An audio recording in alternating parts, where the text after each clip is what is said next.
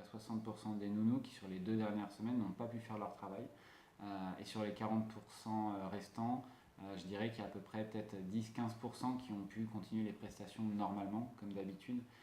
Par exemple, ça va être une situation où les grands-parents gardaient l'enfant jusqu'à l'heure théorique de fin d'école et où la nounou va aller chercher les enfants non pas à l'école mais chez les grands-parents pour les garder au domicile de la famille. Plus de la moitié de nos employés ne peuvent pas aller travailler. Ce qui va se passer dans ces cas-là, c'est que les heures qu'elles ne réalisent pas pendant le mois de novembre, elles vont pouvoir le rattraper jusqu'à la fin de leur contrat, c'est-à-dire pour la majorité d'entre elles au mois de juin. Les contrats sont décédés, mais les missions auprès des familles durent jusqu'au mois de juin. Et dans le cas où les parents ne peuvent pas aller travailler, ils vont garder les enfants et les intervenantes vont rester chez elles.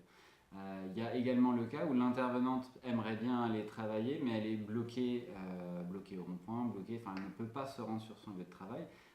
Et à partir de là, soit on essaye de trouver une remplaçante qui habite sur le même secteur, voire le même quartier que la famille, ou alors tout simplement la prestation ne peut pas avoir lieu et malheureusement à ce moment-là c'est aux parents de se débrouiller. On a eu une maman notamment qui travaille à service RH d'une entreprise et dans laquelle les employés avaient des difficultés à faire garder leurs enfants.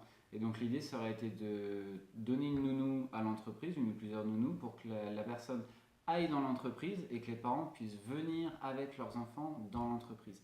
Malheureusement, nous, on a un agrément pour le service à la personne au domicile des familles et on ne peut pas mettre à disposition de nous dans les entreprises. Pour certaines familles, il y a une réelle dépense supplémentaire dans le sens où ce sont des personnes qui sont obligées d'aller travailler et qui ont besoin de leur intervenante. Et donc, au lieu d'avoir leur intervenante, par exemple, de 16h à 18h, ils vont avoir besoin de l'intervenante du matin jusqu'à 18h.